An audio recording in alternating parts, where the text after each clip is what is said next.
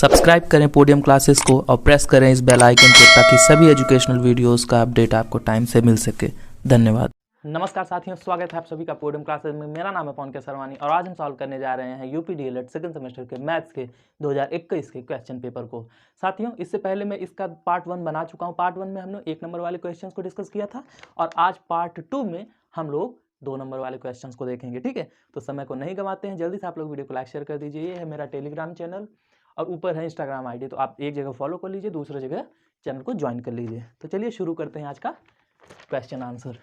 तो आज का हमारा क्वेश्चन नंबर 12 है। देखिए क्या है क्वेश्चन नंबर 12 कि एक शंकु 216 सेंटीमीटर ऊंचा है, इसके आधार की त्रिज्या 16 सेंटीमीटर है, इसे पिघलाकर एक गोले के रूप में ढाला गया है, तो गोले की त्रिज्या बताइए। क्या कह रहा है कि एक शंकु है जिसका ये डायमेंशन दिया गया है, ठीक है, और कह रहा है कि इस शंकु ऐसा होता है ये, ठीक है, शंकु को गलाकर इसका एक गोला बनाया गया है। गोला जो गेंद होती है ना, गोला उसे बोलते हैं। एक गोला बनाया गया है, तो बताइए कि इस गोले की त्रिज्या क्या होगी। ठीक है, ये आकृति थी, इसको पिघला करके ऐसी आकृति, गेंद जैसी आकृति बनाई गई है, तो पूछा है उस गेंद की, उस गोले की त्रिज्या क्या होगी। तो चलिए सॉल्व करते हैं। ऐसे लिखे सोल्यूशन, क्या दिया है ऐसे लिखे, दिया है, जो दिया है ऐसे लिख लो, दिया है शंकु का ऊंचाई, शंकु की ऊंचाई कितनी है, शंकु की ऊंचाई बराबर 216 सेमी। ठीक है, शंकु की ऊंचाई क्या होती है, h होती है। इसको किससे दर्शाते हैं, स्मॉल h से। ठीक है, तो स्मॉल h बराबर कितना दिया है, 216 सेंटीमीटर। तथा शंकु के आधार की त्रिज्या बराबर, शंकु के आधार की त्रिज्या कितनी है, 16 सेंटीमीटर। कितनी है, 16 सेमी। ठीक है, और त्रिज्या को किससे दर्शाते हैं, स्मॉल r से। ठीक है, इतना तो आप लोग को पता होगा। तब और क्या है, इसके बाद फिर गोला बनाया गया है, तो क्या करते हैं हम, इसके बाद हम क्या करेंगे, इसके बाद तो और कुछ दिया नहीं है, तो ये शंकु की ऊंचाई है, ये शंकु के आधार की त्रिज्या है, इसको पिघलाकर हमने एक गोला बनाया है।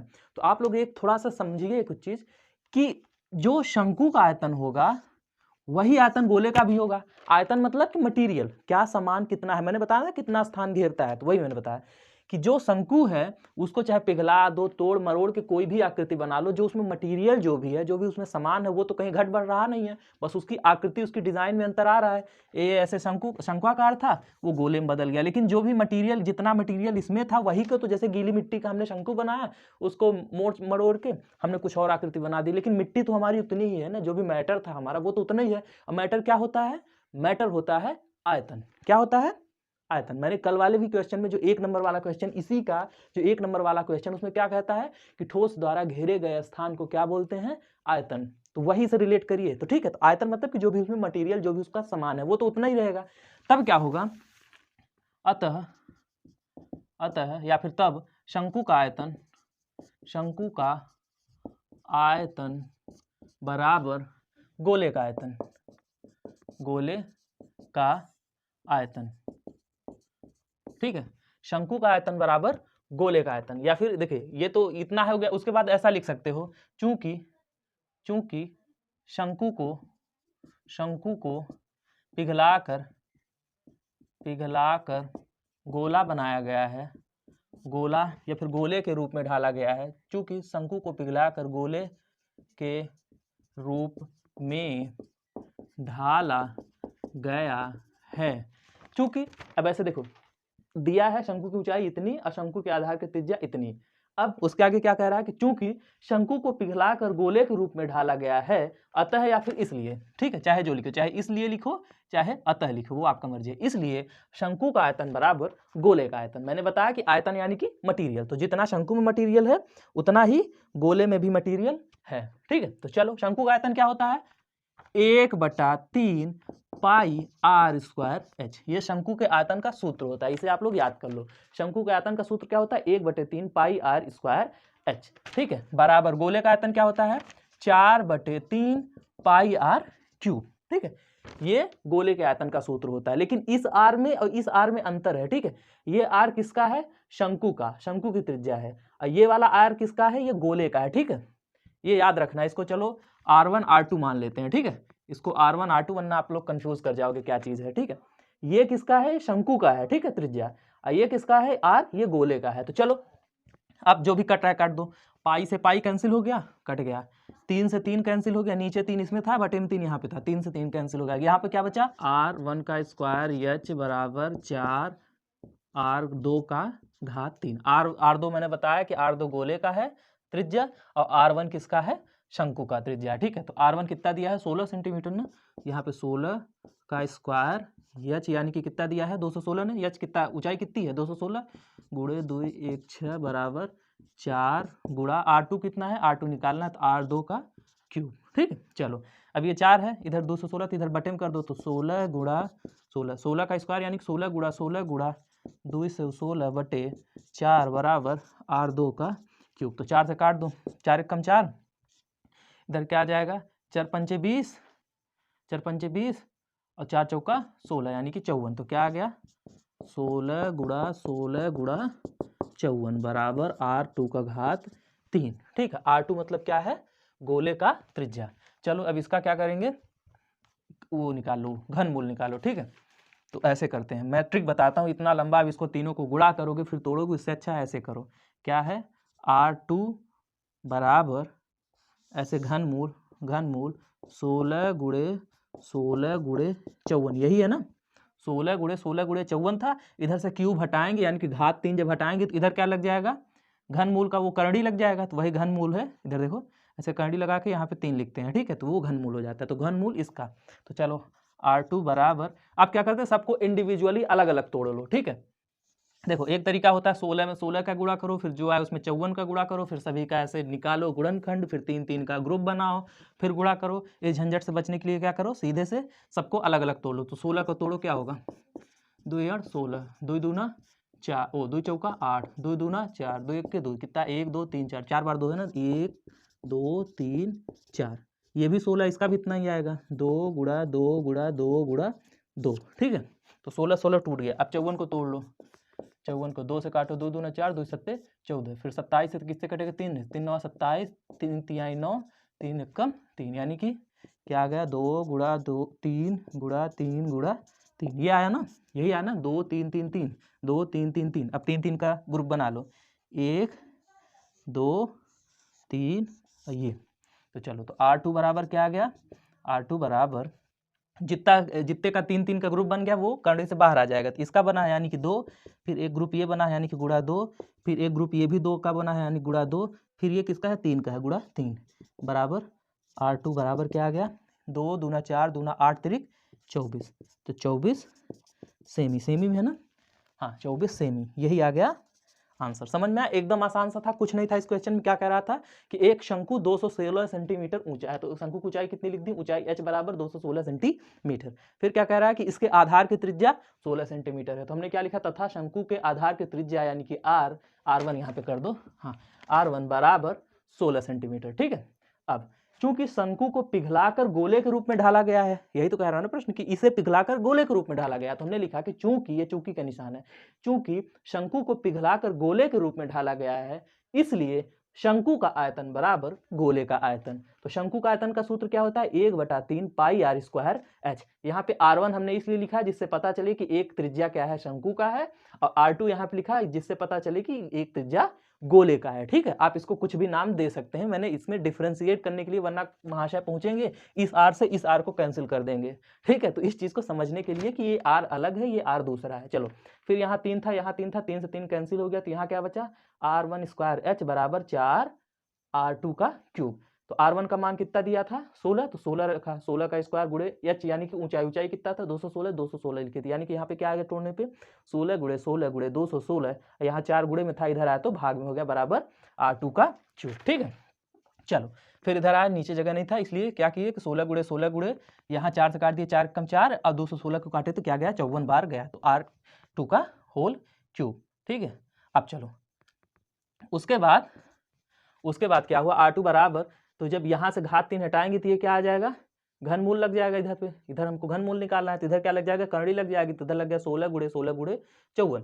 अब देखो इसका एक तो तरीका है कि भाई 16 में 16 का गुणा करो, फिर उसमें 54 का गुणा करो, जो आए उसको लिखो, फिर उसका निकालो घनमूल। तो उतना करने में एक बार गुणा करो फिर भाग करो तो वो अच्छा चीज़ नहीं है। तो मैंने क्या किया, सबको अलग अलग तोड़ लो। तो 16 को तोड़ा तो क्या आया, 2 गुणे 2 गुणे 2 गुणे 2, यानी कि 2 दूना 4 दूना 8 दूनी 16। तो एक 16 को तोड़ लिया, फिर गुणे का चिन्ह था तो गुणा का चिन्ह लगाया, फिर इस 16 को भी तोड़ा तो ये भी आ गया, इसे 4 ठो 2, फिर गुणा, फिर 54 को तोड़े तो क्या आ गया, 2 3 3 3, तो 2 3 3 3। अब उसके बाद घात 3 था ना, ये देखो घनमूल है तो घनमूल में 3 3 का ग्रुप बनता है, तो 3 3 का ग्रुप बनाया। जिसका जिसका ग्रुप बन जाएगा वो इस चीज़ से, इस घात 3 से बाहर निकल आएंगे, करड़ी से बाहर निकल आएंगे। तो इसका ग्रुप बना तो ये 2 ठो 3 मिल गए, मतलब 3 ठो 2 मिल गए तो ये बाहर आ गया, ये एक ग्रुप मिला ये बाहर आ गया, ये ग्रुप मिला ये बाहर आ गया, ये ग्रुप मिला ये बाहर आ गया, फिर गुणा कर लिए, 2 दूना 4 दूना 8 तरीक 24, तो 24 सेंटीमीटर ये R2 है। यानी कि अतः क्या था, गोले का, अतः गोले की त्रिज्या बराबर 24 सेमी। ठीक है, अतः गोले की त्रिज्या 24 सेमी हो गया, 24 सेमी। ठीक है, चलो तो ये हो गया हमारा क्वेश्चन नंबर 12। अब आते हैं प्रश्न संख्या 13 पर। ठीक है, चलिए इसमें सूत्र आपको याद करना था शंकु का आयतन का और गोले का आयतन का। आयतन मतलब मैंने बताया ना, देखिए पहले ही प्रश्न में था कि घेरे गए स्थान को, मतलब जो भी है मटेरियल, तो जितना माल मटेरियल था वो तो कम ज़्यादा हुआ नहीं था, केवल उसका आकार डिज़ाइन बदला था ना। चलो आते हैं क्वेश्चन नंबर 13 पे। क्वेश्चन नंबर 13 क्या कह रहा है कि प्रशिक्षुओं द्वारा संस्थान आने हेतु अपनाए गए साधनों का विवरण निम्नवत है। प्रशिक्षुओं की संख्या को पिक्टोग्राफ द्वारा प्रदर्शित कीजिए। संस्थान यानी कि कोई इंस्टीट्यूट है, मान लो आपका कॉलेज ही है, तो वहाँ पे जाने के लिए प्रशिक्षु जो भी हैं तो वो लोग अलग अलग साधनों का उपयोग करते हैं। कोई स्कूटर से, कोई ऑटो, कोई पैदल, कोई मोटरसाइकिल, कोई पैदल आता है, तो कोई अन्य तरीके से आता है लिफ्ट लेकर। तो ये सब चीज़ें जो हैं दी गई हैं, तो उसको क्या कह रहा है, पिक्टोग्राफ द्वारा दर्शाओ। तो ऐसे लिखो सोल्यूशन, और यहाँ पे क्या है, जो ये दिया है टेबल, पहले उसको लिख देते हैं एक बार आपके लिए। यातायात के साधन, ठीक है, साधन। और दूसरी लाइन में क्या है, प्रशिक्षुओं की संख्या, प्रशिक्षुओं की संख्या। ठीक है, पहला साधन क्या है, स्कूटर, दूसरा साधन क्या है, ऑटो, तीसरा साधन क्या है, पैदल, फिर उसके बाद चौथा साधन क्या है, मोटरसाइकिल, और पांचवा साधन क्या है, अन्य, क्या है, अन्य। ठीक है, तो स्कूटर से 8 लोग आते हैं, ऑटो से 9 लोग, पैदल 18 लोग आते हैं, मोटरसाइकिल से आते हैं टोटल 10 लोग, और 15 लोग आते हैं किसी अन्य साधन से, अपना अन्य तरीके से आते हैं। चलो तो उसको क्या करना है, पिक्टोग्राफ द्वारा दर्शाना है। पिक्टोग्राफ मतलब पिक माने हम लोग बोलते हैं ना शॉर्ट में पिक खींचे कि नहीं, तो पिक यानी कि चित्र, तो चित्रों के माध्यम से हमको दर्शाना है। तो क्या करते हैं, मान लेते हैं यहाँ पे देखो सभी तरीके की संख्या है, तो मान लेते हैं ऐसे एक गोला बनाओ और इसमें 4 ठो ये ग्रुप बना दो, 4 ठो ब्लॉक, खंड जो भी कह सको बना दो। अब मान लेते हैं कि माना या फिर संकेत बराबर, ऐसे लिखो संकेत बराबर, ऐसे लिखो, ऐसे गोला बनाओ, उस गोले में यहाँ मान लो अगर एक गोला भरा है, एक गोला अगर भरा है तो एक प्रशिक्षु, ठीक है, एक प्रशिक्षु। और यहीं पे अगर ऐसे करके अगर उसमें 2 गोले भरे हों, ये भर लेना अपना, बराबर 2 प्रशिक्षु, ठीक है, प्रशिक्षु। अगर इसमें 3 गोले भरे हों, मतलब ऐसे ऐसे 3 गोले भर लेना अपने, 3 गोले भरे हो तो यहाँ पे 3 प्रशिक्षु, ठीक है।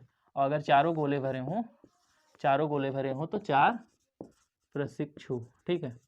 देखो भाई यहाँ पे गोला बनाओ, आप ऐसे चित्र बना दो, वो आपके ऊपर है, ठीक है। ऐसे पैर वैर बना के अपना हाथ पैर बना दो। ये मान लो कि एक चित्र बराबर 2 लोग, वो अपने हिसाब से कुछ भी बना लो। मुझे ये आसान लगा, मुझे चित्र बनाना नहीं आता तो मैंने ये बना लिया कि एक गोला बनाया, उसमें 4 ठो ब्लॉक बनाए। अगर एक ब्लॉक भर रहा हूँ, रंग रहा हूँ, तो इसका मतलब 1 आदमी, 2 ब्लॉक भर रहा हूँ 2 आदमी, 3 ब्लॉक भर रहा हूँ 3 आदमी, चारों ब्लॉक भर दूँ तो 4 आदमी, ठीक है। तो भाई वो आप ऐसे बना सकते हो, गुड़िया गुड्डा, ये ऐसे ऐसे बना दो प्रशिक्षु, दांत वाँत ऐसे बड़े से लगा के ऐसे ऐसे कुछ भी कर दो, वो आपका मर्जी, आपकी कलाकारी है, ठीक है। कुछ भी बना सकते हो आप। पिक्टोग्राम मतलब चित्र बनाना है, संकेत से दर्शाना है। तो चलो मेन ये होता है, ऐसे बना लो। इस तरफ लिखो यातायात के साधन, 2 कॉलम बना लो, यातायात के साधन, ठीक है, यातायात के साधन। और दूसरी तरफ क्या है, संकेत, ठीक है। तो चलो यातायात के साधन में क्या हो गया, पहला क्या है साधन, स्कूटर, स्कूटर में कितने लोग हैं? 8 लोग हैं, 8 लोग। अब देखो 8 लोग हैं तो ये 4 वाला हमने बनाया कि एक गोला बनाओ, उसमें से चारों खाने भर दो, 4 प्रशिक्षु। यानी कि इसमें हम ऐसे 2 गोले बनाते हैं, ये खाना भर दिए, ये खाना, ये खाना, ये खाना। आप बिंदी भी दे सकते हो, जैसे पूरा रंग भरने के बजाय आप ऐसे केवल बिंदी लिख दो, मतलब उसको संकेत बताना है भाई, ठीक है। और ये दूसरा गोला बना के 4 बिंदी इसमें भी भर दिए, यानी कि टोटल कितने लोग हो गए? 8 लोग हो गए, ठीक है। देखो स्कूटर वाले 8 लोग हैं तो स्कूटर लिखा, उसके आगे 4 वाला ये बनाया ना कि ये संकेत मैंने माना ना कि एक गोला ऐसे बना के अगर उसमें चारों खाने हमने भर दिए हैं, चाहे बिंदी लगा दो, चारों खाने में हमने 4 डॉट दे दिए, मतलब 4 आदमी, तो 4 ये 8 हो गए। चलो अगला क्या करें? ऑटो। अगला क्या है? ऑटो। ऑटो में कितने लोग हैं? 9 लोग, यानी कि एक गोले में ये 4 लोग, ये फिर दूसरे गोले में ये भी 4 लोग, फिर तीसरे गोले में हमने क्या बताया सिंगल आदमी के लिए क्या है? 4 4 8 हो गए, एक घट रहा है, एक घटे में क्या बताया है? एक खाने पे से बिंदी लगा दो, चाहे रंग भर दो, आपका मर्जी है, ठीक है। चलो ये स्कूटर के बाद ऑटो हो गया। ऑटो के बाद क्या है? पैदल। पैदल। पैदल में क्या है? 18 लोग हैं, तो चलो 4 4 4 8 4 12 4 16, 2 और बना दो, 2 18, ठीक है। 4 4 8 4 12 4 16 2 18। अब उसके बाद क्या है? मोटरसाइकिल। मोटरसाइकिल। मोटरसाइकिल वाले कितने हैं? 10 हैं, यानी कि 4 ये भर दिए, फिर 4 इधर कर दिए, 4 4 8 और 2 ये 1 2, ठीक। 10 हो गया, 10 हो गया ना, 4 4 8 2 10। अब उसके बाद अन्य, देखो इसमें केवल 2 बिंदी भरा है, इसमें चारों 4 बिंदी भर दी। देखो 4 के लिए ये है और 2 के लिए क्या है? ये है, मतलब कि दोनों खाने भरे हों। चाहे ऐसे आप बना लो, आपको कन्फ्यूज़न हो रहा होगा सर क्या बनाए हैं, ऐसे करके 2 बिंदी कर दो, चाहे दोनों पूरा रंग भर दो, आपका मर्जी है। अब अगला आओ अन्य, ऐसे लिखो अन्य। अन्य में क्या है? कितने लोग हैं? 15 लोग हैं, यानी कि एक ये हो गया 4 डॉट वाला, फिर दूसरा ऐसे 4 डॉट वाला 4 4 8 हो गए, फिर तीसरा ऐसे 4 डॉट वाला 8 4 12 हो गए, और फिर एक 3 घट रहा है ना, तो 3 वाला कौन सा है? 3 खाने भरे हों, यानी कि 1 2 और 3 बिंदी, तो ये हो गए अन्य का, ठीक है। तो 13वां नंबर भी हल हो गया। कुछ नहीं लिखना है, ऐसे लिखना है संकेत बराबर, ऐसे गोला बनाओ, एक बिंदी रख दिया तो एक प्रशिक्षु, 2 बिंदी रख दिया 2 प्रशिक्षु, 3 बिंदी रख दिया, ऐसे बना लो आप लोग आसानी से। ऐसे करके 3 बिंदी रख दिया 3 प्रशिक्षु, और चारों में बिंदी रख दिया तो 4 प्रशिक्षु, ठीक है। ऐसे ही बना लो अपना। अब उसके बाद स्कूटर में 8 लोग थे, तो टोटल 2 ठो ऐसे गोला बना दिए 4 4 वाला, 4 4 बिंदी रख दी, 8 लोग हो गए। ऑटो में कितने थे? 9, तो 4 4 8 और एक ठो ये वाला बना दिए, ठीक है। ऐसे ऐसे जो भी है अपना चित्र बना लो, एकदम आसान है, इसमें तो फ्री के नंबर है मान लो, ठीक है। आप कुछ भी चित्र बना सकते हो, आप गोला के बजाय बताए ना कि किसी इंसान का चित्र बना लो, फूल पत्ती कुछ भी बना लो भाई, वो आपका मर्जी है, ठीक। चित्रों के माध्यम से दर्शाना ये जान लो, आप कुछ भी इसमें दर्शा देंगे, आपका नंबर वंबर नहीं कटता, इसमें दिमाग पे क्या लगाना है, एकदम आसान तो है। चलो आओ क्वेश्चन नंबर 14 पे। अब भैया लाइक शेयर कर देना यार जो भी है। 14वां नंबर का क्वेश्चन क्या कह रहा है कि समीकरण दिया है, समीकरण ऐसे लिख देते हैं, समीकरण 4x + 1 बटा 8x - 4 बराबर 2 को सरल कीजिए, 2 को हल कीजिए, 2 को हल कीजिए एवं उत्तर की जांच भी कीजिए, ठीक है। मतलब इसको क्या करना है? इसको सॉल्व करो और उत्तर की जांच करो। तो पहले सॉल्व करो, ऐसे लिखो सोल्यूशन। क्या क्वेश्चन क्या दिया है? 4x + 1 बटा 8x - 4 बराबर 2। इसको पहले सॉल्व करो, ठीक है। सॉल्व करने का मतलब क्या है कि पहले x का मान निकालो, फिर जो आंसर है उसमें उत्तर की जांच करो कि मतलब ये x का मान रखने पर 2 आता है कि नहीं। तो चलो पहले हल करते हैं। हल क्या होगा? सबसे पहले क्या है, इसमें तिरछा तिरछा गुणा हो गया, ठीक है। चलो 8x + -4 में इधर 2 का गुणा होगा, 2 बटे में कुछ नहीं है तो इसे हो जाएगा, तो क्या होगा 4x + 1 बराबर क्या हो जाएगा, 2 का गुणा इधर होगा तो 2 8x - 4, यही होगा ना 8x - 4। इतना तो समझ में आ रहा होगा ना, तिरछा तिरछा गुणा। अब इसके बटे में 1 होता है तो इसका इधर हुआ, इसका इधर हुआ गुणा, तो 4x + 1 बराबर 2 का गुणा 8x में करो, 2 × 16x माइनस 2 चौका 8, तो 16x इधर जाएगा, तो 4x - 16x बराबर -8 बराबर -8। ये एक इधर आ गया, देखो x x की तरफ जाएगा, संख्या संख्या की तरफ आएगी, तो x इधर चला गया और 1 इधर आ जाएगा -1, तो 16 में से 4 क्या कितना बचा? 12, तो -12 x बराबर -8 -1, यानी कि -9, माइनस से माइनस कैंसिल हुआ, तो x बराबर क्या आ गया 9/12, यानी कि 3 चौका 12, 3 तिहाई 9, यानी क्या आ गया x बराबर क्या आ गया 3/4। ठीक है, चलो अब x बराबर 3/4 को रखने पर को ऐसे मान लो इसको समीकरण 1, ठीक है, को समीकरण 1 में रखने पर, देखो यहाँ चाहे समीकरण लिखो चाहे ना लिखो, आप सीधे भी लिख सकते हो कि x बराबर 3/4 को रखने पर, ठीक है, आप चाहे जैसे लिखो। अब रख दो इधर, क्या है LHS, ऐसे लिखो LHS, यानी कि लेफ्ट हैंड साइड, या फिर हिंदी वाले लिख लें बायां पक्ष, ठीक है, बायां पक्ष।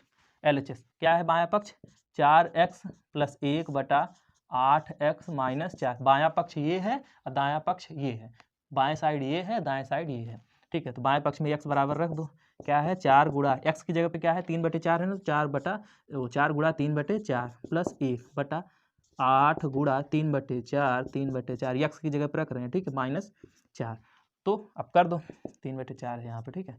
हाँ, 4 से 4 कैंसिल हो गया, 4 × 4 4 दूना 8, यानी क्या आ गया, यहाँ पे 4 से 4 कैंसिल हो गया, 4 × 4 4 × 4 यानी कि 3 × 3 + 1/4 दूनी गया था ना, 2 3 6 6 - 4 3 1 4 6 में 4 का कितना बचा 2, तो 2 1 कम 2 2 दूना 4, यानी कि क्या आ गया 2। ये किसके आ गया 2 बराबर किसके हो गया RHS के, ठीक है, समझ में आया ना, 2 बराबर 2 आ गया ना, इसमें बराबर देखो, इसमें x का मान 3/4 रखने पे 2 आ गया ना, तो बराबर क्या लिखा LHS बराबर ये हमने निकाला था, और यहाँ पे क्या आया बराबर 2, इसी के बराबर में लिख दो बराबर RH और S, ठीक है। RHS माने दायां पक्ष, कौन सा पक्ष, दायां पक्ष या दाहिना पक्ष, ठीक है। तो बायां पक्ष दायां पक्ष के बराबर है मान रखने पर, यही है उत्तर की जांच। उत्तर की जांच का मतलब क्या होता है कि वो जो मान आया है उसको x की y की जगह पे जो भी है उसको x की जगह पर रख के देखो कि बराबर आ रहा है कि नहीं, तो हमने रखा और मान बराबर आ गया। चलो आते हैं नेक्स्ट क्वेश्चन, क्वेश्चन नंबर 15 पर। क्वेश्चन नंबर 15 देखो क्या कह रहा है कि एक समानांतर चतुर्भुज की 2 संलग्न भुजाएं क्रमशः 6 सेमी और 10 सेमी हैं तथा उसका विकर्ण 8 सेमी है, तो समांतर चतुर्भुज का क्षेत्रफल ज्ञात कीजिए, ठीक है। तो ऐसे लिखो सोल्यूशन, क्या दिया है पहले जो कह रहा है, तो ये ऐसे बनता है समांतर चतुर्भुज ना, समांतर चतुर्भुज कुछ ऐसे बनता है, ठीक है, बर्फी की तरह, वो जो होता नहीं क्या बोलते हैं, काजू कतली की तरह, काजू कतली जो होता है वही होता है समांतर चतुर्भुज। चलो, समांतर चतुर्भुज की 2 संलग्न भुजाएं मतलब कि जो भुजाएं आपस में जुड़ी हों, तो चाहे इसे मान लो, चाहे इसे, चाहे यहाँ, चाहे ये 2 संलग्न भुजाएं, हमारा मर्जी है, हम ये वाली भुजा मान रहे हैं, ठीक है। तो 2 संलग्न भुजाएं क्या है, 2 संलग्न भुजाएं क्या है 10 सेमी और 6 सेमी और 10 सेमी है, तो ये छोटा दिख रहा है तो इसे मान लेते हैं 6 सेमी, ऐसे मान लेते हैं 10 सेमी, ठीक है। 2 संलग्न भुजाएं जो आपस में जुड़ी हो, तो देखो ये जुड़ी है, ये यहाँ पे जुड़ी है, तो इसको मान लिया 6 सेमी, इसको मान लिया 10 सेमी। आप यहाँ पे मान सकते हैं इसे 6 इसे 10, इसे 6 इसे 10, कहीं भी मान सकते हैं, हमने ये वाला माना, ठीक है। अब क्या कह रहा है आगे, क्या कह रहा है, तथा उसका विकर्ण कितना है 8 सेमी है, ठीक है, तथा उसका विकर्ण क्या है 8 सेमी है, ऐसे विकर्ण मतलब कि जो आधे पे काट रहा हो, जो कर्ण है उसका जो विकर्ण कितना है 8 सेमी है, तो इसे मान लो 8 सेमी। तब क्या कह रहा है, तब समांतर चतुर्भुज का क्षेत्रफल ज्ञात कीजिए। ये 10 ये 6 ये 8 है, ये 8 है, ठीक है भाई, ये 8 सेमी है, तो ये इसका क्षेत्रफल बताइए। तो चलो ऐसे लिखते हैं, चूंकि इसको भुजा मान लेते हैं कि कुछ ऐसा नाम दे देते हैं, ठीक है, A B C D, चूंकि B C और D मिलकर एक कौन सा त्रिभुज है, ये विषम बाहु, भाई तीनों भुजाएं अलग अलग हैं, सब अपने अपने रास्ते पे जा रहे हैं, तो ये कौन सा त्रिभुज है विषम बाहु। चूंकि बी सी डी या BDC कुछ भी कर दो, BCD मिलकर एक विषम बाहु त्रिभुज का निर्माण करते हैं, इसलिए त्रिभुज BCD का क्षेत्रफल बराबर √S S - A S - B S - C, यही होता है ना। विषम बाहु त्रिभुज का क्षेत्रफल क्या होता है S S - A S - B S - C, जहां पर स्मॉल एस है, एस बराबर क्या होता है ए प्लस बी प्लस सी बटा 2। ये क्या होता है एस, जहाँ पर स्मॉल एस बराबर ए प्लस बी प्लस सी बटा 2, जिसे एस को क्या बोलते हैं, अर्ध परिमाप। क्या बोलते हैं, अर्ध परिमाप। अब इतनी कहानी हो गई, और सब आपके ऊपर से आधा चीज तो उड़ गया होगा। देखो भाई क्या कह रहा है, पहले फिर से आप क्वेश्चन पढ़ते हैं, ठीक है। इतना भूमिका मैंने बना दिया, अब इसके बाद पढ़ते हैं क्वेश्चन। समझो कि एक समांतर चतुर्भुज की दो संलग्न भुजाएं क्रमशः 6 सेमी और 10 सेमी है। तो ये समांतर चतुर्भुज यानी कि यही काजू कतली वाली जो बर्फी आती है, ठीक है, काजू कतली वाली मिठाई, तो ये क्या है, समांतर चतुर्भुज है। अब इसमें क्या करें, दो संलग्न भुजाएं 6 और 10 हैं। तो हमने मान लिया कि संलग्न है, मतलब कि जो दो भुजाएं आपस में जुड़ी हो। तो ये एक नोखा बन रहा है, ये एक नोक, ये नोक, तो वहीं पे मान लो मैंने ये वाला नोक माना, तो इसे 6 मान लिया, इसे 10। अब क्या कह रहा, तथा समांतर चतुर्भुज का जो विकर्ण है तथा उसका विकर्ण क्या है 8 सेमी, तो इसे 6, ये 10, ये हो गया 8, ठीक है। तो इतना है। तो समांतर चतुर्भुज का क्षेत्रफल बताइए। क्षेत्रफल माने कि इस पूरे क्षेत्र चतुर्भुज का क्या मालूम करना है हमको, क्षेत्रफल यानी कि एरिया, ठीक है, एरिया याद करना है। एरिया, क्षेत्रफल, ये जो एरिया घेर रहा है ये पूरा पूरा, ठीक है, इसका हमको क्षेत्रफल ज्ञात करना है। तो हमने क्या किया, हमको देखो इसका बारे में तो कुछ मालूम नहीं किया, बाकी की दो भुजाएं कैसी हैं कैसा नहीं है, क्या कोण है क्या नहीं है, पता चला। अब देखो इसमें एक चीज आपको समझने वाली है। देखो हम बता रहे हैं समांतर चतुर्भुज का क्षेत्रफल वाला सूत्र कैसे नहीं लगेगा, क्या दिक्कतें आ रही हैं। देखो पहले समझो आप लोग, ये क्या है, हमने विकर्ण माना, ये इसको 8 मान लिया। तो आप अगर थोड़ा सा भी दिमाग हल्का सा भी लगाएंगे तो आपको पता चलेगा ये वाला 8 क्या है, ये वाले जो विकर्ण है लंबा है, अगर ये इधर विकर्ण हम लोग बनाएंगे तो छोटा पड़ेगा, छोटा पड़ेगा ना। ये विकर्ण लंबा है, ये विकर्ण छोटा पड़ेगा। तो कोई कोई महाशय पहुंचेंगे, हम ये वाला 8 मानेंगे, कोई पहुंचेगा ऐसे सीधे इसको 8 मान लेगा, तब लगाते रहो सूत्र, तो कभी नहीं आएगा। इसीलिए चूंकि हमने इसको विकर्ण इसलिए माना जिससे हमको तीनों चीजें मिल जाए, और जब तीनों चीजें मिलेंगी तो हम क्या इसको घोषित कर देंगे कि ये भैया एक विषम बाहु त्रिभुज है, ठीक है।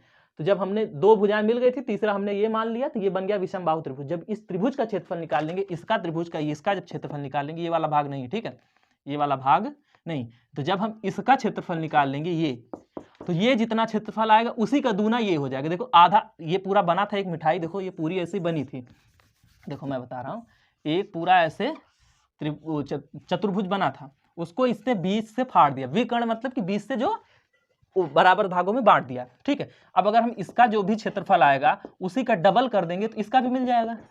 देखो ये जस्ट इसका आधा ही तो है, आधा निकल आया, उसी का डबल कर देंगे तो हमको पूरे का क्षेत्रफल मिल जाएगा। तो हमने लिखा कि चूंकि बी सी डी मिलकर एक विषम बाहु त्रिभुज का निर्माण करते हैं। देखो तीनों भुजाएं अलग अलग है ना, विषम बाहु का मतलब क्या होता है, तीनों भुजाएं अलग अलग हो, क्योंकि ये मिलकर विषम बाहु त्रिभुज का निर्माण करते हैं, इसलिए त्रिभुज बी सी डी यानी कि विषम बाहु त्रिभुज का क्षेत्रफल बराबर क्या होता है, ये सूत्र होता है, S S minus A S minus B S minus C, ये सूत्र होता है। तो हम क्या करेंगे, इसका क्षेत्रफल निकाल लेंगे और वही जो आएगा क्षेत्रफल उसी का दूना कर देंगे, तो हमको चतुर्भुज का क्षेत्रफल मिल जाएगा। इसका क्षेत्रफल का ये सूत्र होता है। अब इसमें सोचने वाली बात आई, भैया ए बी सी क्या है और एस क्या है। तो ए बी सी क्या है, ए बी सी, चाहे ए बी सी, ये तीनों भुजाएं हैं वही ए बी सी है, ठीक है। एक को ए मानो, दूसरे को बी, तीसरे को सी, ठीक है। तो ये हो गई ए बी सी। अब कहोगे सर यस क्या है, एस यानी कि अर्ध परिमाप। ए बी सी तीनों को जोड़कर आधा कर दो, वही होता है एस। तो चलो पहले क्या निकाल लेते हैं, एस निकाल लेते हैं। तो एस बराबर ए बी सी, ए कितना है 6 10 8, आप मान लो 8 10 6, किसी को भी ए बी सी मान लो। तो हम पहले मानते हैं क्या 6, प्लस बी मान लेते हैं 10, ठीक है, प्लस सी मान लेते हैं 8। तो 6 प्लस 10 प्लस 8 बटा 2 कितना होता है, 6 10 16 8 24, 24 बटा 2 यानी कि 2 1 2 2 12, हमने 24 यानी कितना आ गया 12। तो एस बराबर क्या आ गया 12, एस बराबर क्या आ गया 12। तब क्षेत्रफल बराबर क्या हो जाएगा, अंडर रूट क्या है S, S minus A, S कितना है 12, एस माइनस ए, एस मतलब 12, एस बराबर क्या 12 है ना, तो 12 माइनस ए हमने क्या माना है 6, तो 12 माइनस 6, दूसरे में 12 माइनस बी, बी माने क्या है 10, 12 माइनस 10, फिर तीसरे में क्या है एस माइनस सी यानी कि 12 माइनस 8, ठीक है। इसको हल कर लो तो क्या आएगा, ऐसे लिखो अंडर रूट 12, 12 में से 6 गया क्या बचा, 12 में से 6 गया क्या बचा 6, फिर दूसरे ब्रैकेट 12 में से 10 गया क्या बचा 2, फिर तीसरे ब्रैकेट में 12 में से 8 गया क्या बचा 4, ठीक। चलो वैसे बराबर का चिन्ह लगाओ, ऐसे लिखो 12 गुणा 6 गुणा 2 गुणा 4, 6 गुणा 2 गुणा 4, चलो कर लो अब। तो 6 दूना 12, अब 12 12 में 144, देखो 12 छंग 72, 72 दूना 144, 144 चौके 1 4 4 चौके कर लो इसे, 4 चौका 16 के 6 हासिल 1, 4 चौका 16 17 के 7 हासिल लगा 1, और 4 एकम 4, ठीक है, और 4 1 5, तो 576 कितना आ गया, अंडर रूट 576 अंडर रूट 576 ये वर्ग सेंटीमीटर वर्ग सेमी, ठीक है, क्योंकि क्षेत्रफल है, क्षेत्रफल हमेशा वर्ग सेंटीमीटर में होता है। तो क्या आया क्षेत्रफल बराबर क्या आ गया, त्रिभुज, ऐसे लिखो त्रिभुज कौन सा है, BCD, त्रिभुज BCD का क्षेत्रफल बराबर क्या है, अंडर रूट 576। अब 576 की अंडर रूट में इसको हटा दो अंडर रूट से, चलो भाई अंडर रूट से हटाओ, क्या करेंगे 576 का निकाल लो, 576 का निकालो भाई, 2 से काटो, 2 दूना 4, 2 8 16, 2 8 16, फिर 2 से काटो आएगा 144, फिर 2 से काटो आएगा 2 से 14, 2 दूना 4, फिर 2 से काटो आएगा 36, फिर 2 से 18, फिर 2 से 9, फिर 3 3 3 1, यानी कि 3 दूना 6, दूनी 12, दूना 24, यानी बराबर क्या आ गया 24 वर्ग सेमी। तब तब तब समांतर चतुर्भुज का क्षेत्रफल बराबर क्या हो जाएगा, 2 गुणे त्रिभुज का क्षेत्रफल, त्रिभुज का क्षेत्रफल, तो 2 गुणे त्रिभुज का क्षेत्रफल कितना है 24, तो 2 गुणे 24 यानी कि 48 वर्ग सेमी। समझ में आया, कुछ था नहीं इसमें, क्या था कि ये हमने फिगर बनाया, उसमें 3 भुजाएं कह रहा था 6 10, अब विकर्ण माना था 8, विकर्ण 8 मान लिया। अब कह रहा था इस पूरे चतुर्भुज का हमको क्षेत्रफल चाहिए, तो हमको तो मिला है त्रिभुज, अब पूछ रहा है चतुर्भुज का क्षेत्रफल, तो हमने थोड़ा सा देखा तो ध्यान लगाया तो इसमें समझ में आया कि ये जो त्रिभुज है ये इसका आधा है, ये जो रेखा है विकर्ण है ये इसको, ये चतुर्भुज को आधे भागों में बांटे दे रही है, आधे आध बांटे दे रही है, तो हमको जब इसका क्षेत्रफल जो मिलेगा उसी का हम डबल कर देंगे, तो इसका जब उसी का डबल कर देंगे तो हमें इसका समांतर पूरे चतुर्भुज का क्षेत्रफल मिल जाएगा। देखो भाई त्रिभुज का जब क्षेत्रफल निकालेंगे तो किसका है, इसका क्षेत्रफल है इस भाग का, तो अब इसी का जब डबल कर देंगे तो पूरे का हमको मिल जाएगा। तो इसको क्या किए, त्रिभुज BCD यानी कि विषम बाहु त्रिभुज का क्षेत्रफल क्या होता है, S S minus A S minus B S minus C, ये सूत्र होता है। अब उसमें यस क्या होता है, ए प्लस बी प्लस सी, यानी कि जो तीनों भुजाएं हैं उन्हीं को जोड़ के उसका आधा कर दो तो वो एस होता है, एस यानी कि अर्ध परिमाप, तो यानी कि 6 10 8 बटे 2, यस कितना आ गया 12 आ गया। तब क्षेत्रफल बराबर क्या आ गया, इस सूत्र पर रख दिए तो ये आया इधर अंडर रूट 576, अंडर रूट 576 को जब हमने तोड़ा तो क्या आ गया 24 वर्ग सेंटीमीटर। अब जब त्रिभुज आया 24 वर्ग सेंटीमीटर त्रिभुज का क्षेत्रफल, यानी कि इसका ये जो भाग है, ये वाला जो भाग है ये 24 है, तो पूरा कितने हो जाएगा 24 दूना 48, तो वही किया, तब समांतर चतुर्भुज का क्षेत्रफल बराबर 2 गुणे त्रिभुज का क्षेत्रफल, तो 2 गुणे त्रिभुज का क्षेत्रफल कितना था 24, तो 2 गुणे 24 यानी कि 48 वर्ग सेंटीमीटर। ठीक है, चलो भाई अब आते हैं नेक्स्ट क्वेश्चन, क्वेश्चन नंबर 16 पर। चलो आते हैं क्वेश्चन नंबर 16 पर। क्वेश्चन नंबर 16 क्या कह रहा है, क्वेश्चन नंबर 16वां नंबर क्या कह रहा है, दिया है 16वां नंबर x प्लस 4y का whole cube minus x minus 4y का होल क्यूब को सरल कीजिए। ठीक है, ये सवाल कह रहा है कि ये x प्लस 4y का होल क्यूब मतलब कि घाते 3 माइनस x माइनस 4y का घाते 3 को सरल कीजिए। तो चलो भाई इसको सॉल्व करते हैं, ऐसे लिखो यहाँ पे सॉल्यूशन, और यहाँ पे आप लोग को देखिए कौन सा फॉर्मूला लगेगा, a प्लस बी का होल क्यूब क्या होता है, a cube plus b cube plus 3ab, एक ब्रैकेट में a प्लस बी। ठीक है, और a माइनस बी का होल क्यूब का फॉर्मूला क्या होता है, a माइनस बी का होल क्यूब यानी कि a माइनस बी की घाते 3 का फॉर्मूला क्या होता है, सूत्र a cube minus B cube minus 3ab, और फिर ब्रैकेट में a माइनस बी। अरे भाई वही होता है, बस जहाँ जहाँ प्लस था वहाँ पे माइनस हो जाता है। देखो a प्लस बी के होल क्यूब का होता है a cube plus b cube plus 3ab bracket में a प्लस बी, और a माइनस बी के होल क्यूब का सूत्र क्या होता है, a cube minus B cube minus 3ab bracket में a माइनस बी। तो यहाँ पे आप देखो तो a क्या है, a प्लस बी, और यहाँ पे क्या लगेगा a minus b, a plus b का होल क्यूब और a माइनस बी का होल क्यूब का फॉर्मूला हम लोग लगाएंगे इसमें। ठीक है, ये फॉर्मूला है, इसे आप लोग याद कर लो। चलो भाई तो लिख लेते हैं, पहले जो प्रश्न है क्या है, x प्लस 4y का whole cube minus x minus 4y का होल क्यूब। चलो भाई तो लगाते हैं, इसमें क्या लगा देंगे a प्लस बी का होल क्यूब, और इसमें क्या लगाएंगे a माइनस बी का होल क्यूब का फॉर्मूला यानी कि सूत्र लगाएंगे। तो चलो ऐसे बड़ा सा ब्रैकेट बना लो क्योंकि इसके अंदर भी ब्रैकेट आने वाले हैं। तो क्या होगा, a प्लस बी के होल क्यूब का फॉर्मूला क्या होता है, a क्यूब यानी कि x क्यूब, देखो भाई a की जगह पे यहाँ पे x है तो इसलिए x की घाते 3 प्लस b क्यूब यानी कि b क्या है इसमें 4y है, तो यानी कि 4y की घाते 3, a cube plus b cube plus 3ab plus 3ab, 3 गुणा a कितना है x है, गुणा b कितना है 4y है, तो 3ab ब्रैकेट में a प्लस बी यानी कि x प्लस 4y क्या होगा, x प्लस 4 वाई। चलो भाई, अब आगे क्या है, ये ब्रैकेट बंद, काम खत्म इसका। फिर माइनस का चिन्ह, ऐसे माइनस का चिन्ह लगाओ। फिर अगला वाला a माइनस बी का होल क्यूब है, उसके क्या होता है ए क्यूब इसमें मतलब X cube minus B cube, B क्या है 4y है ना, माइनस 4y का whole cube, A cube minus B cube minus 3ab यानी कि 3 गुणा ए कितना है x है गुणा b कितना है 4y है, तो 3ab, अब ब्रैकेट में a माइनस बी यानी कि x माइनस 4y, यही सूत्र होता है ना, A cube minus B cube minus 3ab bracket में a माइनस बी, और ब्रैकेट ये बंद, फाइनल वाला बड़ा वाला ब्रैकेट। अब समझ में आया हमने बड़ा कोष्ठक क्यों लगाया था, क्योंकि हमको पता था कि जब फार्मूला हम लगाएंगे तो उसके अंदर छोटा ब्रैकेट आएगा, तो जब कहीं और भी ब्रैकेट आने वाला है, जब छोटा ब्रैकेट है तो उसके बाहर हम लोगों ने बड़ा कोष्ठक लगा दिया। वैसे तरीका तो ये है कि लगाना चाहिए हम लोग को मझला कोष्ठक। कौन सा कोष्ठक, मझला कोष्ठक, लेकिन हमको पता नहीं था कि कितने कोष्ठक आएंगे। चलो भाई ऐसे मझला लगा दो, ठीक है, ऐसे यहाँ पे क्या लगा दो, मझला कोष्ठक, ठीक है, क्योंकि छोटे के बाहर मझला लगता है और मझले के बाहर बड़ा कोष्ठक लगता है, एक सीक्वेंस होता है। चलो भाई, अब यहाँ पे क्या है, तो अब ब्रैकेट को हटा लो, ये जो मझला कोष्ठक है इसको तोड़ दो, तो क्या हो जाएगा एक्स क्यूब प्लस 4y का क्यूब, यानी कि देखो 4y का होल क्यूब का मतलब क्या होता है 4 गुणे 4 गुणे 4 और गुणे y, यानी कि 3 ठो 4 है और 3 ठो y है, 4 चौका 16 चौका 64, y यानी कि y 3, तो 4y की घात 3 का मतलब क्या होता है 64y क्यूब। तो चलो भाई यहाँ पे क्या लिखेंगे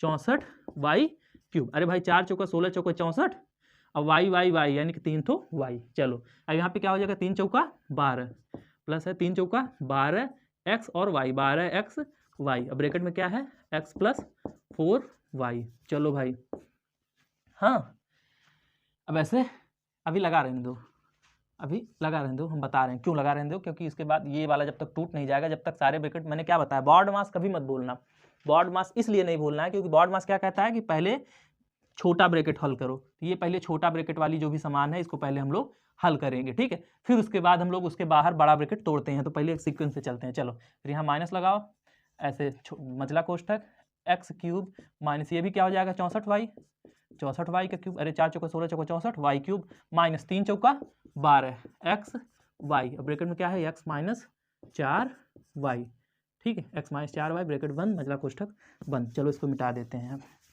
चलो अब आगे आओ, x cube plus 64y cube plus 12xy में x का गुणा होगा तो क्या आ जाएगा 12, एक x यहाँ था एक x यहाँ, दोनों कितने हो गए x का 2 हो गए ना, 12x स्क्वायर y प्लस 12 चौका 48, एक x यहाँ कुछ नहीं तो 12 48x और एक y यहाँ पे एक y यहाँ पे, यानी कि y 2 हो गए। देखो 12 चौका 48x और y एक यहाँ तो y 2 हो गए। इसमें जब जैसे इसमें गुणा किए थे तो क्या था 12 के 12 x एक यहाँ पे था एक यहाँ पे x था, तो 2 x हो गए और y ऐसे उतर गया, ठीक है। चलो भाई अब इसी तरीके से इसमें करते हैं, माइनस अभी मत तोड़ो हम कह रहे हैं, या तोड़ दो कोई दिक्कत नहीं है, चलो तोड़ ही देते हैं, नहीं तोड़ते हैं वरना आपको कन्फ्यूजन हो जाएगा। मैं कहाँ बता रहा हूँ, यहाँ पे आपको कन्फ्यूजन होगा क्योंकि यहाँ पे चिन्ह नहीं बदलेगा, इसीलिए पहले एक बार हल कर लो। X cube minus 64y cube minus 12x square y, 12x square y minus minus क्या हो जाएगा प्लस 12 चौका 48xy स्क्वायर, ये मझला कोष्ठक बंद। अब हटाओ इसको, क्योंकि इसके बाहर माइनस लगा है, माइनस वाला लफड़ा था, इसके बाहर कुछ भी चिन्ह नहीं लगा था तो कोई दिक्कत नहीं थी, माइनस वाला लफड़ा वाला होता है।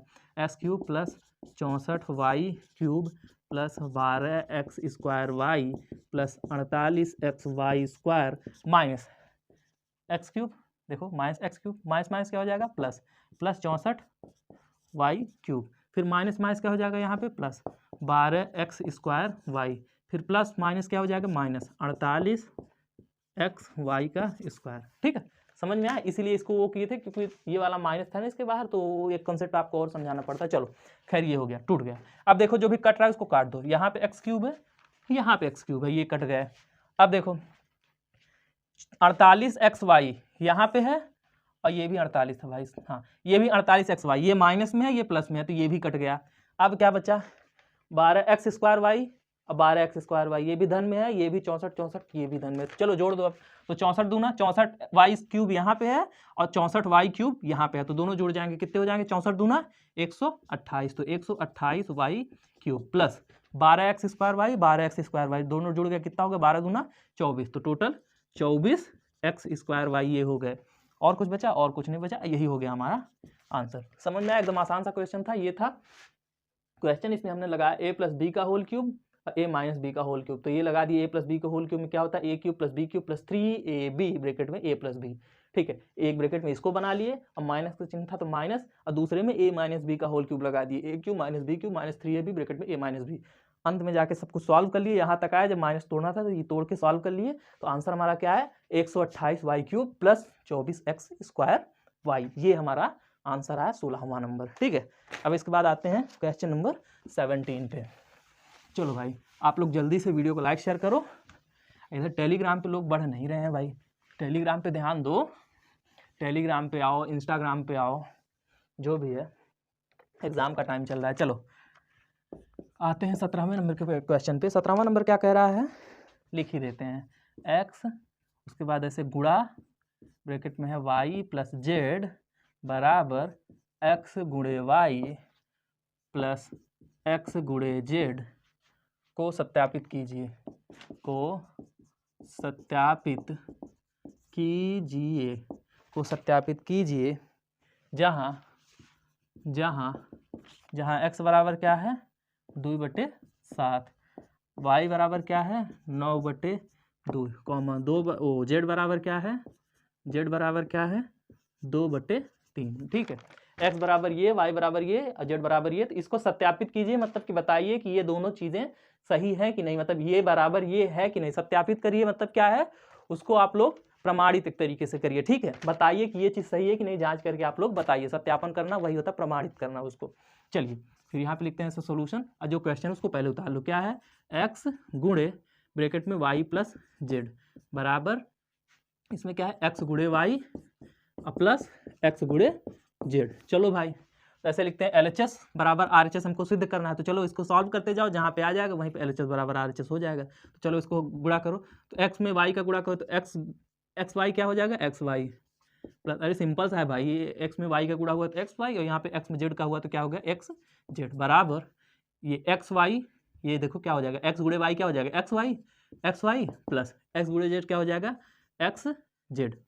ठीक है, xz, तो ये क्या हो गया LHS बराबर RHS हो गया। जो यहाँ पे है वही चीज यहाँ पे आ गई है, लेकिन क्या कह रहा है, जहाँ पे ये इसका मान रखने पर हमको सॉल्व करना है। चलो भाई, अब यहाँ पर लिख दो कि x बराबर 2/7, कॉमा y बराबर 9/2, कॉमा z बराबर 2/3 रखने पर। ठीक है, ये बराबर ये जो मान दिया था, ये तो प्रश्न हमने लिखा था ना, यहाँ पे तो सॉल्व कर रहे हैं। ये बराबर ये रखने पर, तो चलो भाई रख लो दोनों पक्षों में। यहाँ पे क्या है xy है, यानी कि x कितना दिया है 2/7, तो 2/7 गुणे y कितना है 9/2, तो ऐसे लिखो 9/2।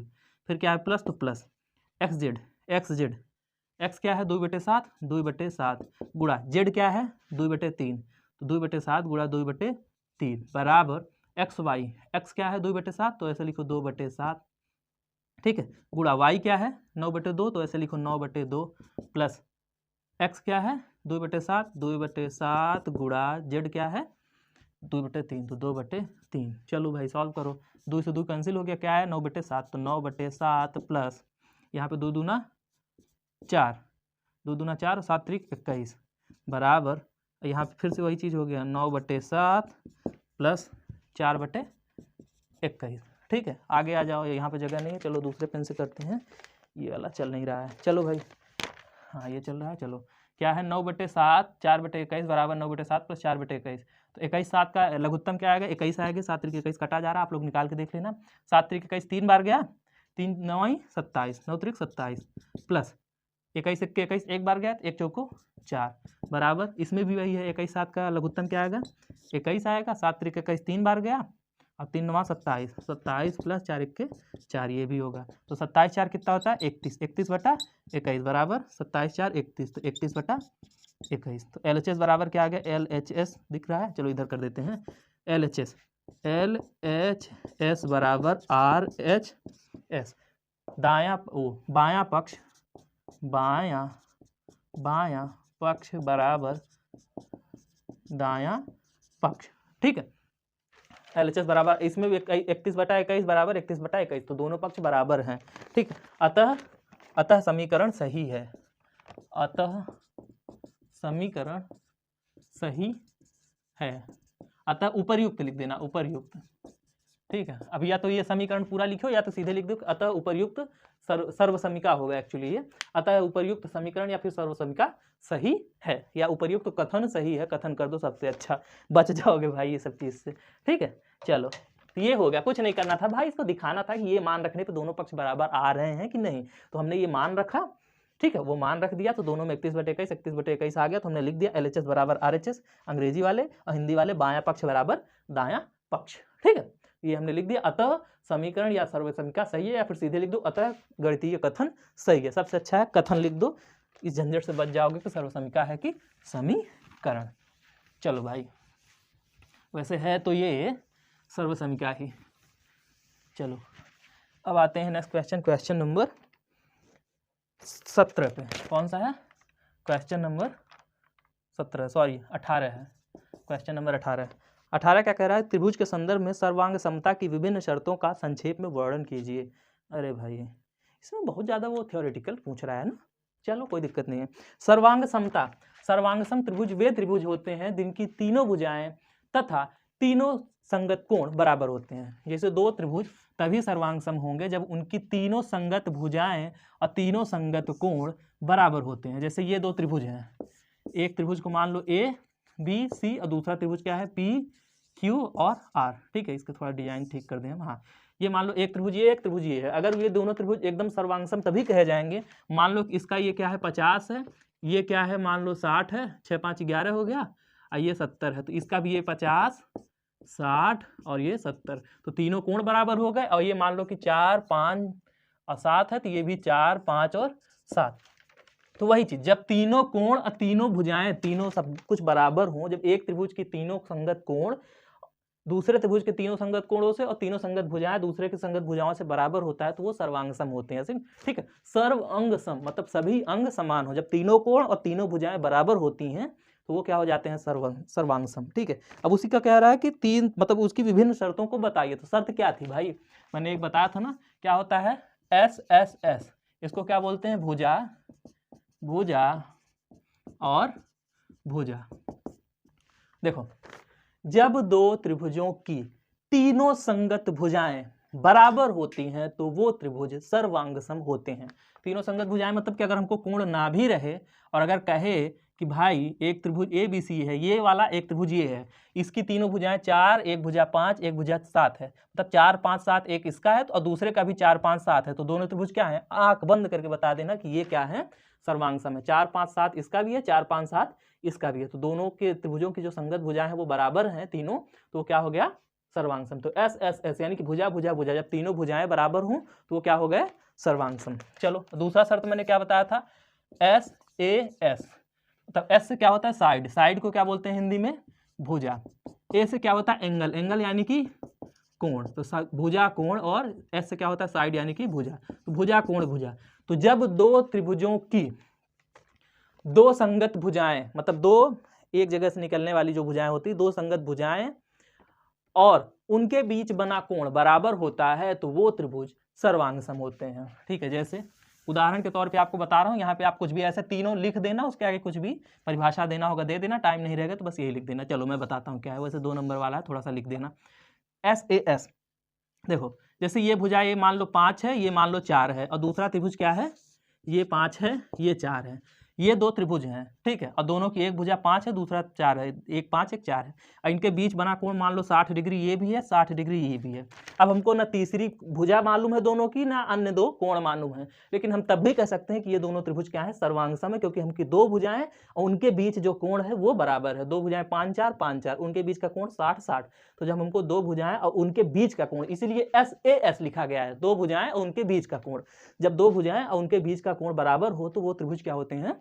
सर्वांग सम। चलो भाई अब तीसरे पे आते हैं। और एक क्या था क्राइटेरिया?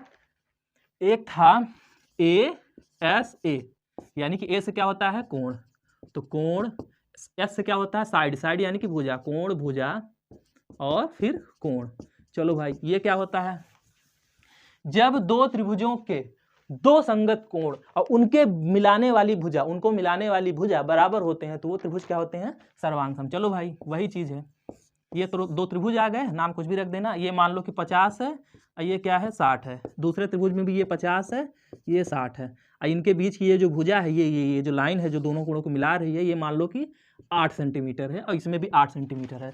तो जब दो कोण और उनको मिलाने वाली भुजा बराबर हो, देखो इसमें भी दो कोण यानी कि 50-60 50-60, उनको मिलाने वाली भुजा बराबर होते हैं तो वो त्रिभुज सर्वांग सम होते हैं। तो जब दो त्रिभुजों के दो संगत कोण तथा उनको मिलाने वाली रेखा या भुजा बराबर होती है तो वो त्रिभुज सर्वांग सम होते हैं। मैंने आपको चित्र बता दिया, यहीं से आइडिया लगाना है। एस एस एस यानी कि तीनों भुजाएं ऐसे बराबर कर दो, कुछ भी नाम रख दो, 5 6 7 5 6 7, ये बराबर होगा। दूसरे में एस ए एस यानी कि ऐसे करो, दो त्रिभुज बनाओ, एक भुजा इधर रख दो 7 8 कुछ भी 6 7, इसमें रख दो 6 7, इसमें रख दो 6 7 और उसके बीच का कोण। तो जब दो भुजा उसके बीच का कोण बराबर हो तब, तीनों भुजाएं बराबर हो तब, या दुई कोण उसके बीच की भुजा बराबर हो तब। वही है S S S S A S A S A. ठीक है, और तो कुछ होता नहीं। और एक होता है ये जब समकोण त्रिभुज बनता है तो वो वाले में, खैर छोड़ो इतना बहुत है। ठीक है, जब समकोण बनता है ज़्यादा नहीं देना है, 2-3 ठो बता दो हो गया।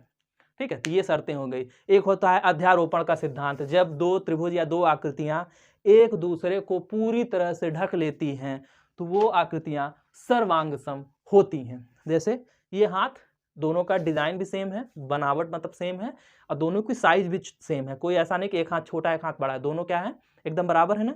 अगर हम दोनों को ऐसे रख लेंगे एक के ऊपर एक, तो अगर मैं ये वाला अपना, ये कौन सा हाथ है लेफ्ट, जब मैं अपना बायां हाथ आगे करूंगा तो आपको दायां हाथ नहीं दिखेगा, और जब मैं दायां हाथ आगे करूंगा राइट वाला तो आपको बायां हाथ नहीं दिखेगा। तो ये है अध्यारोपण का सिद्धांत। एक के ऊपर एक रख देने पर जैसे तो आपको दूसरी आकृति या दूसरा भी त्रिभुज नहीं दिखेगा। जैसे देखो ये तो हाथ का है, इसी तरीके त्रिभुज में वो होता है कि एक त्रिभुज के ऊपर दूसरा त्रिभुज रख देंगे तो वो एकदम अध्यारोपित हो जाएंगे, एक दूसरे को पूरी तरह से ढक लेंगे एक दूसरे को। ठीक है, तो वो भी क्या होते हैं? सर्वांग सम होते हैं। तो वही चीज़ है भाई। तो ये हो गया 18वां नंबर। अब तो मुझे नहीं लगता कि उसके बाद कोई पेपर बचा होगा, खैर देख लेंगे, उसके बाद हम आपको जो भी क्वेश्चंस कहेंगे। आप लोग, मैंने सोचा था कि ये जब शुरू करेंगे तो आप लोग क्वेश्चंस कुछ भेजेंगे, आप लोग क्वेश्चंस इतने अच्छे से भेज नहीं रहे हो। ठीक है, तो चलिए ठीक है, खैर कराते रहेंगे जो भी टॉपिक्स पे होगा। कुछ बच्चे कह रहे थे कि सर करा दीजिए, थोड़ा बहुत एक आध दो टॉपिक सजेस्ट किए हैं, मन होगा तो उस पर वीडियो बना देंगे। आप लोग टॉपिक सजेस्ट करते रहिए कि आपका कौन सा टॉपिक कमज़ोर है, तो आपका जो भी टॉपिक कमज़ोर होगा मैं उस पर वीडियोज़ ला दूंगा। अब ज़्यादा दिन बचे नहीं, हफ्ते भर बचा है, तो आप लोग मेहनत कर लीजिए। ठीक है, तो फिर मिलेंगे नेक्स्ट वीडियो में, तब तक के लिए धन्यवाद, जय हिंद।